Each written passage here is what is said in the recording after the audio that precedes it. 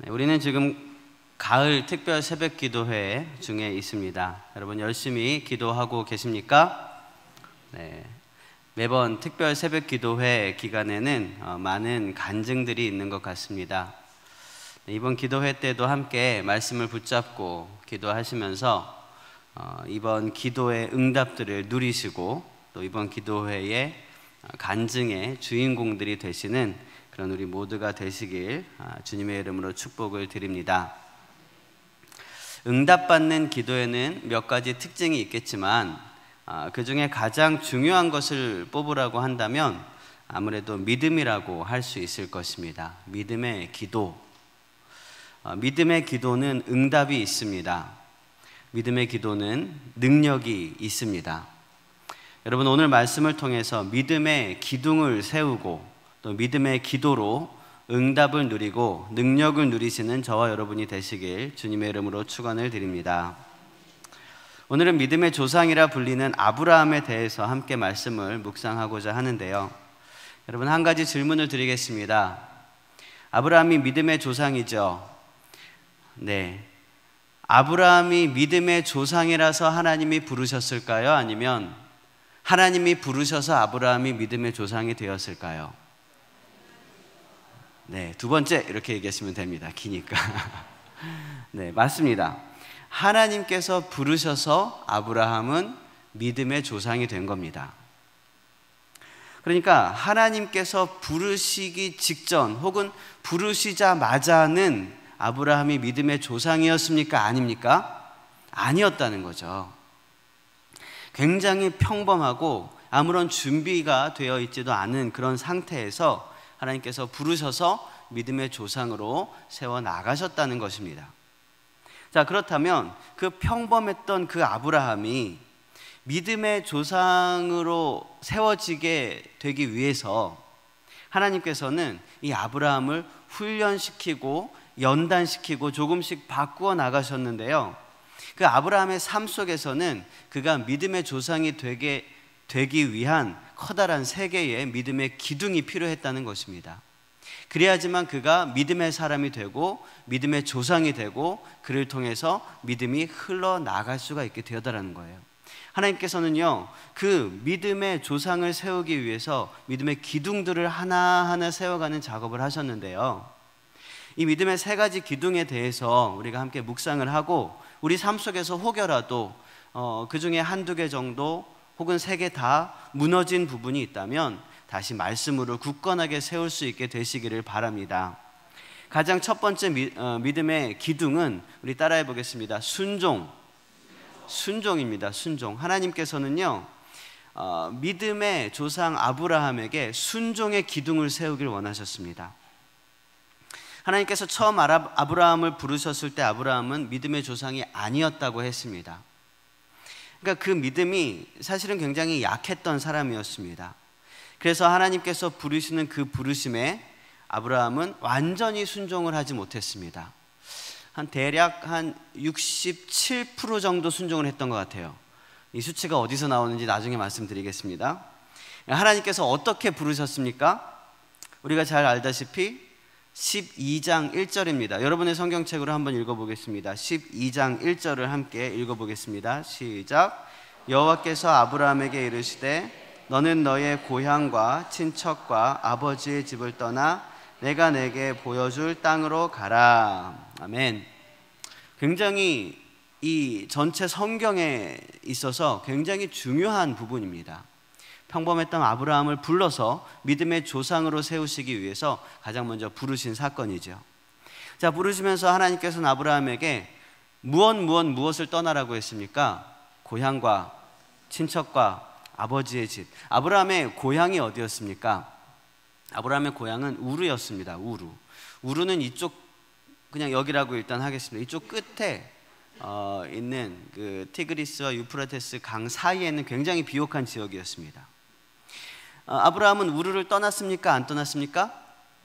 떠났습니다. 이미 이 말씀이 선포될 때 이미 그는 우르를 떠나서 하란에 있었던 때입니다. 그러니까 이미 고향을 떠나 있는 상태였어요. 그러면 아버지의 집은 어디입니까? 사실 이 아버지였던 데라의 집도 어디냐면 우르였습니다. 그런데 지금 이 데라와 아브라함은 함께 우르를 떠나서 하란에 머물고 있었습니다. 그러니까 이 아버지의 집도 우르 혹은 하란이라고 볼 수 있었는데요.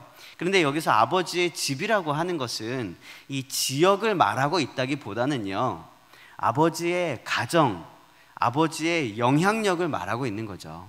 그러니까 아버지의 그늘에서 떠나라라는 명령이었죠. 그런데 11장 마지막에 보니까는요, 데라가 하란에서 죽었다 이렇게 기록이 되고 있습니다. 자, 그러니까 어차피 아브라함은 데라가 죽은 다음에 하란을 떠난 것이 아닌가라고 생각을 할 수도 있는데요. 나이를 한번 계산을 해보면 이렇습니다. 11장 26절에 보니까 데라가 아브라함을 낳던 때가 70살이었습니다.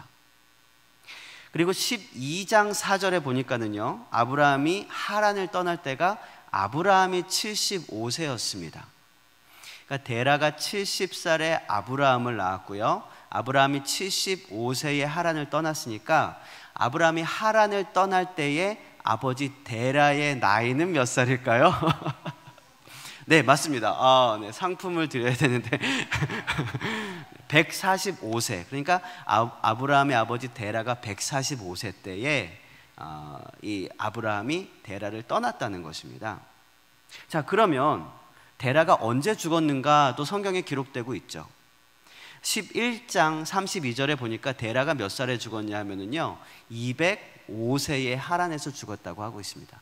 그러니까 데라가 죽은 다음에 아브라함이 떠난 게 아니라 데라가 145세 때에 아브라함이 떠나고 나서도 60년이나 더 살다가 데라는 죽었다라는 것을 우리는 금방 계산을 할 수가 있습니다. 굉장히 금방 계산할 수 있잖아요, 그죠? 그러니까 아브라함은요, 앞으로 60년이나 더 살게 될 그런 아직도 쌩쌩하게 살아있는 아버지 데라를 두고 아버지의 영향력을 벗어나서 아버지의 집을 떠나서 나아간 것입니다. 그러니까 아버지의 집과 고향을 떠나라는 말씀에는 잘 순종을 했다는 거예요. 근데 문제는 친척이었습니다. 친척. 아브라함의 아버지 데라에게는요, 세 아들이 있었습니다. 아브라함과 나홀과 하란, 이 세 명의 아들이 있었습니다. 근데 그 중에서 하란은요, 우르에서 출발하기 전에 이미 우르에서 먼저 죽었습니다. 가장 먼저 죽었어요. 그리고 그 하란이 죽을 때에 그 하란에게 자녀가 세 명이 있었는데요, 바로 밀가와 이스가와 롯이었습니다. 이 중에서 이스가라고 하는 딸이 요세푸스를 비롯해서 유대 전승들에 보면은요, 이 바로 사라였다 이렇게 기록을 하고 있어요. 이스가가 사라였다. 그러니까 쉽게 얘기하면은요, 하란에게 세 자녀가 있었는데 딸 아들이 있었는데요, 이 두 딸이 누구랑 결혼을 하냐면 자기의 삼촌인 아브라함과 나홀과 결혼을 하게 되더라는 것입니다. 이게 이 족보입니다. 그런데 사실은 이게 당시의 율법에 어긋나서 뭐 근친상간을 했다든지 그렇지 않습니다. 왜냐하면 그 당시에는 어차피 다 같은 민족 안에서 결혼을 하고 또 이것을 분별할 수 있는 율법조차 아직 없었던 시기였기 때문에 이것은 큰 문제가 되지 않았습니다. 어쨌든 그렇게 아브라함은 사라라 불리게 된 이스가와 결혼을 해서 가족을 맺었고요, 또 나홀은 밀가와 결혼을 했습니다. 그리고 죽은 하란에게는 밀가와 이스가 말고 또 다른 아들이 한 명 있었는데 바로 롯이었죠. 이 롯을 아브라함은 자기의 자식처럼 거두어서 같이 키우고 있었던 것입니다. 이것이 우르를 떠나서 하란에 머물고 있었을 때의 아브라함의 가족들이었습니다. 친척들이었습니다. 하나님께서는 그 하란 땅에 머물고 있는 아브라함에게 명령을 하신 것입니다. 너는 아버지의 집과 친척과 너의 고향을 떠나라 라고 말씀을 했습니다. 그런데 아브라함은 고향과 아버지의 집은 떠났지만 친척은 떠나지 않았던 거예요. 이 조카인 롯을 데리고 동행해서 집을 나갔던 것입니다. 그래서 셋 중에 2개만 순종해서 67% 순종인 거예요. 아브라함이 믿음의 조상이 되기 위해서는요, 아브라함은 온전한 순종에 대한 부분이 훈련을 받았어야 되는 것이었습니다. 아브라함은 그래서 이 순종에 대한 훈련을 받게 되는데요, 처음에 아브라함이 이 하란을 떠나올 때만 해도 아브라함은 참 많이 두려움도 많았을 것입니다. 처음 보는 땅에 하나님의 말씀 하나 붙들고 나아가게 되는데, 어쩌면 아버지의 집을 떠난다는 것, 이것도 참 어려운 부분이었을 것입니다. 그래서 롯을 데리고 가긴 하는데, 이 롯이 그 당시만 해도 내가 이제 아이고 이 롯을 책임져야지, 끝까지 키워야지, 이런 생각보다는 이 롯이라는 아이를 데리고 가면 정말 큰 의지가 될 것이고, 이 롯을 통해서 나의 어떤 힘이 더 커질 수 있을 것이라는 그런 기대가 있었을 것이라는 거죠. 큰 도움이 될 줄 알았던 거예요. 그런데요, 점점점 롯과 함께 지내면서 보니까 이게 그렇지 않더라는 것입니다. 하나님께서 본토 친척 아버지의 집을 다 떠나라고 했는데, 친척을 데리고 왔더니, 나의 어떤 도움을 위해서 친척을 데리고 왔더니 이것이 그렇게 내 생각처럼 잘 풀어지지가 않더라는 것을 살면서 깨닫게 되었던 것입니다. 이것이 바로 순종에 대한 연단이었던 거예요. 12장 후반절과 13장을 보시면은요, 아브라함과 롯은 기근을 피해서 애굽으로 갑니다. 그리고 다시 가나안 땅으로 올라오게 되는데요, 이 가나안 땅 베델에서 롯의 목자들과 아브라함의 목자들이 계속해서 티격태격 다투는 것입니다. 그리고 결국은 그래서 아브라함과 롯은 헤어지게 되죠. 우리가 잘 아는 말씀입니다. 아브라함이 롯에게 이렇게 얘기합니다. 네가 우하면 내가 좌하고 네가 좌하면 내가 우할 것이다. 그래서 롯은 그 베델의 동편을 바라봅니다. 그 베델의 동편은 요단강을 비롯해서 굉장히 비옥한 평야 지대였습니다. 그리고 이 베델에서 서쪽을 바라보면 유대의 광야가 있었습니다. 메마른 곳이었죠. 예수님이 거니시던 그런 사막과 같은 그런 광야였습니다. 롯은요, 두 번 생각할 것도 없이 비옥한 곳을 선택해서 떠났습니다. 동쪽으로 간 거죠. 아브라함은 롯을 떠나보낸 후에 이 베델 땅에 머물렀습니다. 가나안에 머물렀습니다. 그리고 하나님께서는요, 그 롯을 떠나보낸 이후에 아브라함에게 약속을 하십니다.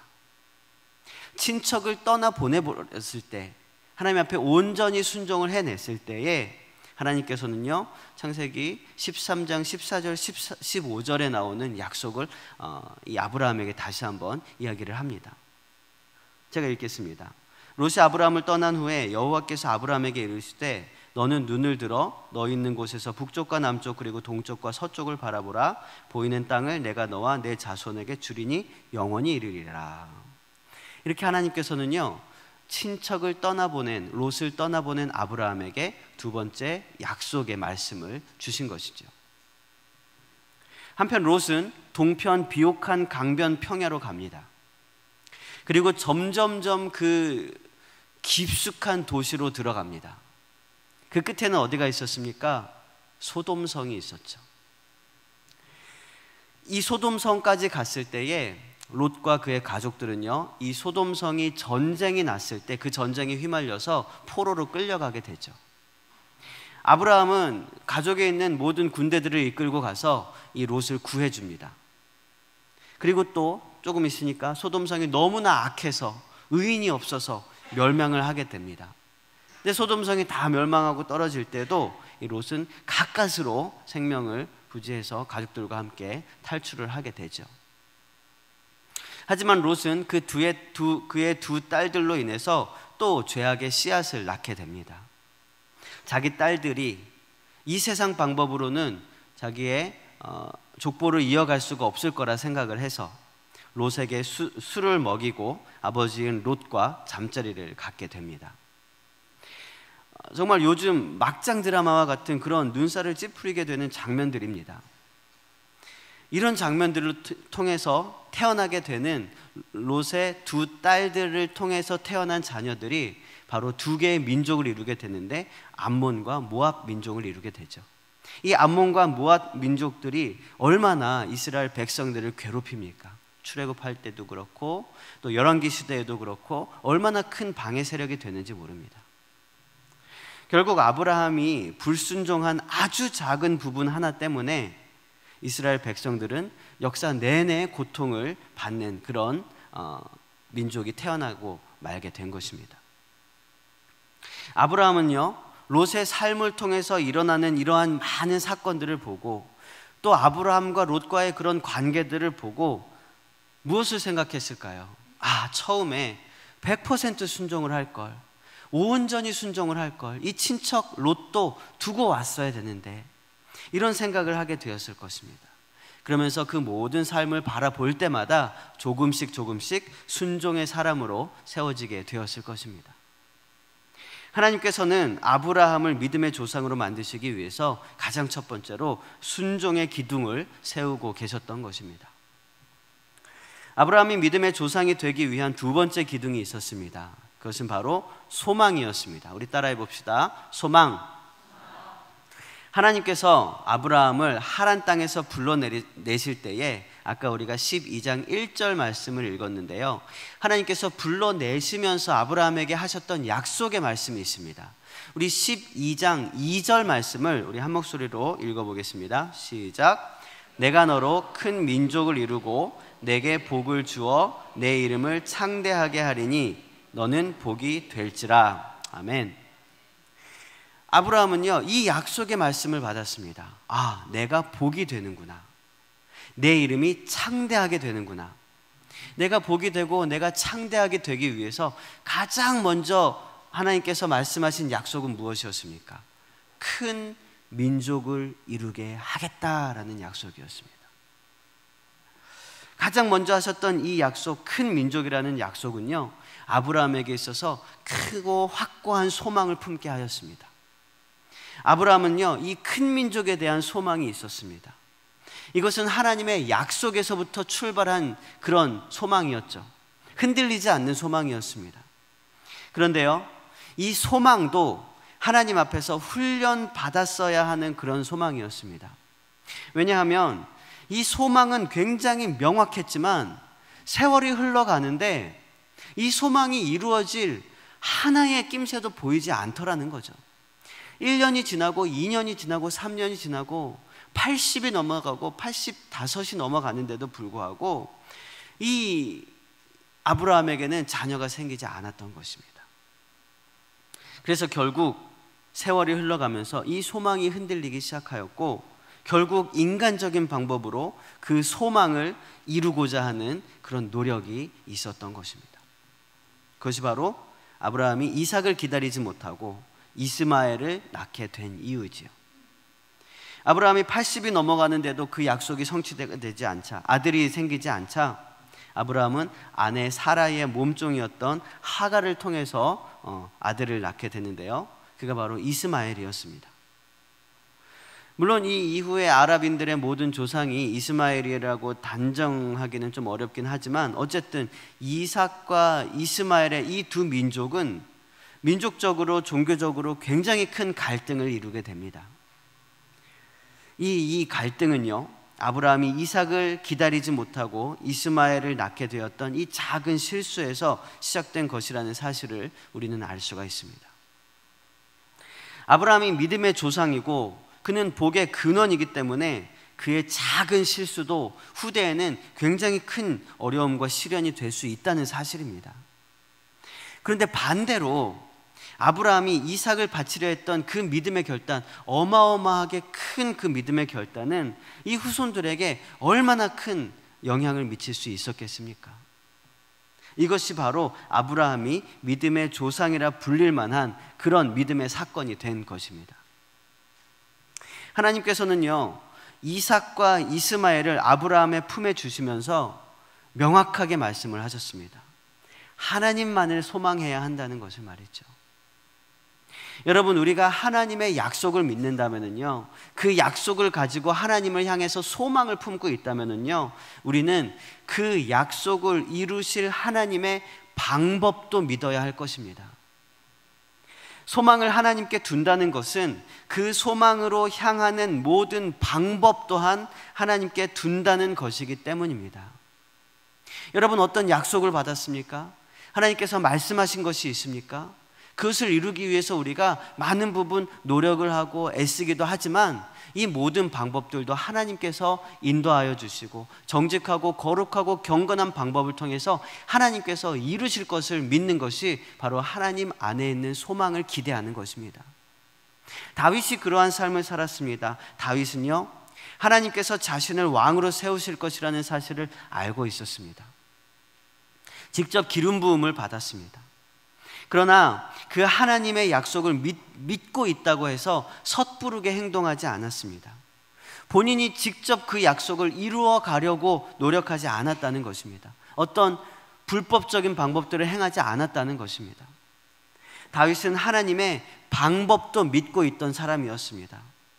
그래서 전 왕인 사울 왕이 반드시 죽어야만 본인이 왕이 될 수 있다는 사실을 알고 있으면서도 사울을 죽일 수 있는 기회를 2번이나 스스로 포기를 합니다. 그것이 거룩한 소망입니다. 그것이 진정으로 하나님 안에 있는 소망을 붙들고 살아가는 사람의 삶의 방식인 것입니다. 여러분, 우리는 때로 강력한 소망에 이끌린다는 핑계를 가지고 하나님의 방법을 기다리지 못할 때가 있습니다. 하지만 우리는 다윗과 같이 그 방법까지도 이루시는 하나님을 온전히 신뢰하면서 거룩한 소망의 기둥을 세워 나가야 하는 것입니다. 믿음은 소망의 기둥이 세워질 때에 굳건해지는 것이기 때문입니다. 하나님께서는 아브라함을 믿음의 조상으로 세우시기 위해서 소망을 훈련하셨습니다. 이 훈련을 통해서 아브라함은요, 조금씩 소망의 사람이 되어 갔습니다. 이젠 그 방법까지도 온전히 하나님께 맡겨드릴 수 있는 그런 소망의 사람이 된 것입니다. 큰 민족이라는 그 약속을 이루실 분도 하나님이라는 이 사실을 완전히 신뢰하였을 때 아브라함은 큰 민족의 첫 단추가 될 이삭조차도 하나님 앞에 내어드릴 수 있었던 것입니다. 여러분, 소망의 기둥을 온전히 세워서 하나님의 약속을 소망하고 또 그 약속을 이루실 모든 방법들도 온전히 신뢰할 수 있는 저와 여러분이 되시길 주님의 이름으로 축복을 드립니다. 세 번째로 하나님께서는요, 아브라함을 훈련하시면서 믿음의 기둥을 세우셨는데요, 세 번째 세우셨던 것이 바로 인내의 기둥이었습니다. 우리 따라해 봅시다. 인내.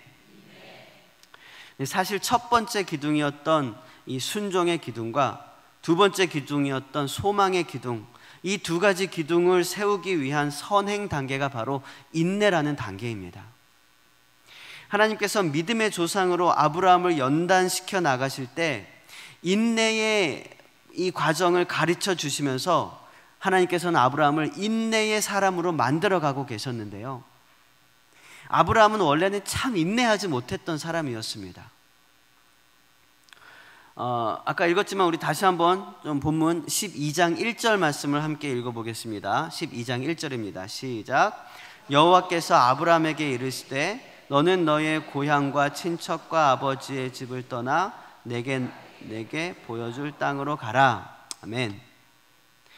여기서 말씀하고 있는 보여줄 땅은 어디였습니까? 하나님께서 아브라함에게 보여줄 땅은 어디였습니까? 나중에 우리가 이렇게 쭉 보다 보면 이 땅이 어디냐면 가나안 땅이라는 것을 우리가 알 수가 있어요.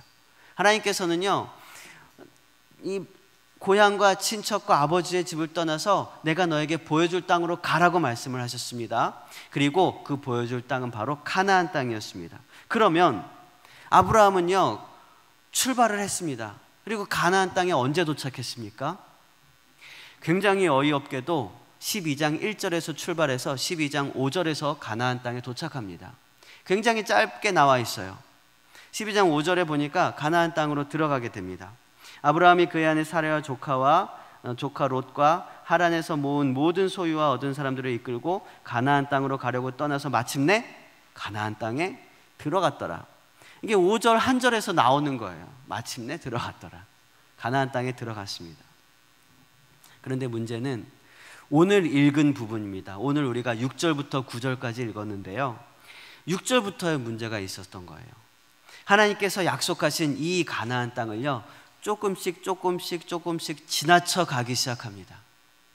하나님께서 가나안 땅에 가라 그랬으면 가나안 땅에서 머물러야 하는 거죠.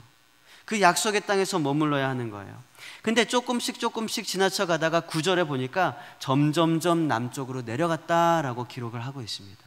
그러다가 이 뒤에 보면 어디로 갑니까? 애굽으로 가버립니다. 그 약속의 땅을 벗어나서 애굽으로 가는 거예요. 왜 그렇게 지나가고 말았습니까?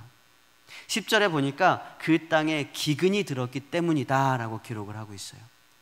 하나님께서 약속하신 땅인데요, 하나님께서 내가 너에게 보여줄 땅이다 라고 해서 보여주신 땅인데요, 하나님께서 주시겠다고 하셨던 그 땅인데요, 그 약속의 땅이 기근이 들었었던 거예요.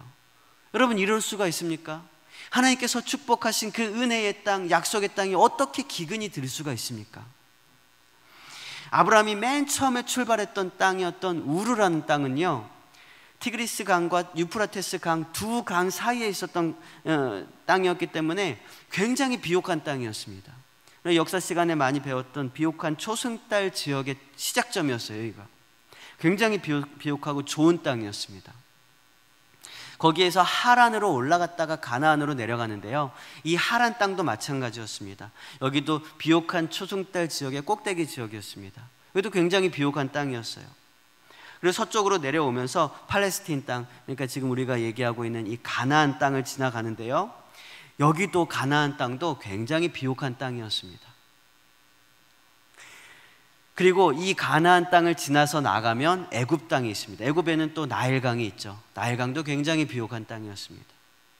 그러니까 아브라함이 쭉 여행을 왔던 땅들, 경험을 했던 땅들은요, 비옥하고 좋은 땅들이었다는 것입니다. 강이 흐르고 땅이 촉촉해서 농작물도 풍성했던 그런 땅이었습니다. 그런데 그 가나안 땅도 원래는 비옥한 땅이어야 되는데 그 가나안 땅에 기근이 든 거라는 말입니다. 사실 그 동네는 별로 기근이 들 만한 땅이 아니었거든요. 그런데 여기에 기근이 들었습니다. 분명히 하나님께서 어떤 의도가 있으셨기 때문에 이 풍족한 땅에, 약속의 땅에 기근이 든 거죠. 아브라함은 그 기근 앞에서 어떻게 하였습니까? 그 땅을 지나서 애굽으로 나아가게 되었습니다. 여러분, 아브라함이 인내를 배웠더라면, 인내할 수 있는 사람이었더라면 그는 기근이 있다 해도 하나님께서 보여주신 땅, 하나님께서 가라고 하신 그 땅을 벗어나지 않았을 것입니다. 그 땅에서 회복하실 하나님의 은혜를 기다렸을 것입니다. 그 땅에서 아브라함과 그의 가족들을 향하신 하나님의 그 마음을 그는 배웠을 것입니다.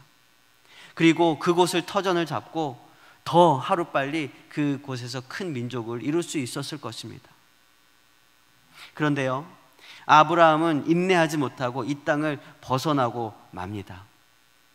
여러분, 인내하지 못하면은요, 결국 돌아서 가는 겁니다. 더 오래 걸리는 거예요.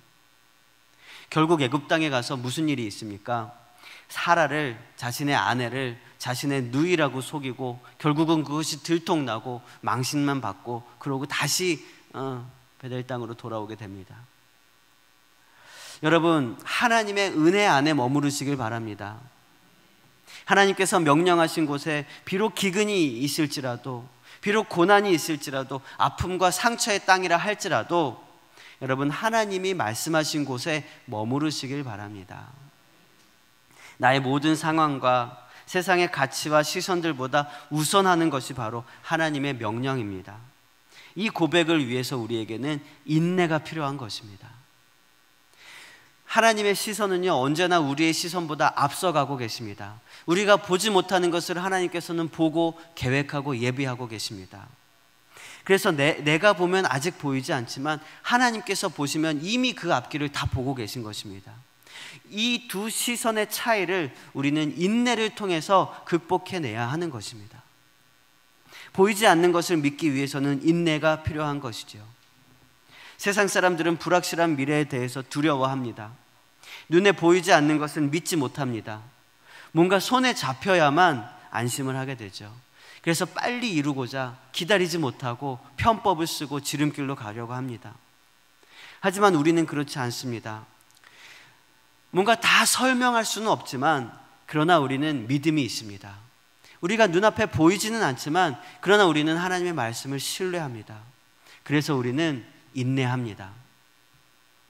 언젠가 뚜껑이 다 열리고 나면, 쌓였던 보자기가 다 풀어지고 나면 이 인내는 기쁨과 감사로 열매를 맺게 되는 것이기 때문입니다. 인내라는 것은요, 결코 쉽게 배워질 수 있는 것이 아닙니다. 시간의 검증이 필요합니다. 인내를 배우는 데는 지름길이 없습니다. 그렇기 때문에 이 인내의 훈련이라는 것이 어쩌면 가장 고되고 외로운 훈련일 수도 있을 것입니다. 하지만 인내는 모든 것의 기초가 되는 덕목이기도 합니다. 그렇기 때문에 하나님께서도 소망의 기둥, 순종의 기둥을 세우시기 위해서 우리에게 인내의 훈련을 가장 많이 시키고 계신 것입니다. 여러분, 우리가 기도를 합니다. 그런데 기도를 해도 답이 없을 때가 있습니다. 기도의 응답이 이루어지지 않을 때가 있습니다. 말씀을 봐도 길이 보이지 않을 때가 있습니다. 우리는 이 모든 상황 안에서 내가 지금 인내의 훈련을 받고 있는 것이구나, 이것을 깨달으시길 바랍니다. 그것을 깨닫고 길이 보이지 않아도, 답이 보이지 않아도, 하나님께서 기도의 응답을 직접 바로바로 주시지 않는다고 하여도 하나님을 신뢰하면서 기다리면서 인내해야 하는 것입니다. 인내의 기둥을 세우며 믿음의 사람이 되는 저와 여러분이 되시기를 주님의 이름으로 축원을 드립니다. 아브라함은 너무나 평범한 사람이었습니다. 그러나 하나님께서 그를 불러서 믿음의 조상으로 세우셨습니다. 그 과정은 쉽지 않았지만 하나님께서는 연단과 훈련을 통해서 아브라함의 삶 속에서 순종과 소망과 인내의 기둥을 세워 가셨습니다. 그리고 아브라함을 믿음의 조상으로 세우셨습니다. 믿음의 조상이 있다는 것은 믿음의 후손이 있다는 것입니다. 저와 여러분이 바로 믿음의 후손들입니다. 그리고 그 후대의 믿음의 후손들은 또 우리를 믿음의 선조들이라 부를 것입니다. 여러분, 순종의 기둥과 소망의 기둥과 인내의 기둥을 강건하게 세워서 부끄럽지 않은 믿음의 조상이 되는 저와 여러분이 되시길 주님의 이름으로 축원을 드립니다.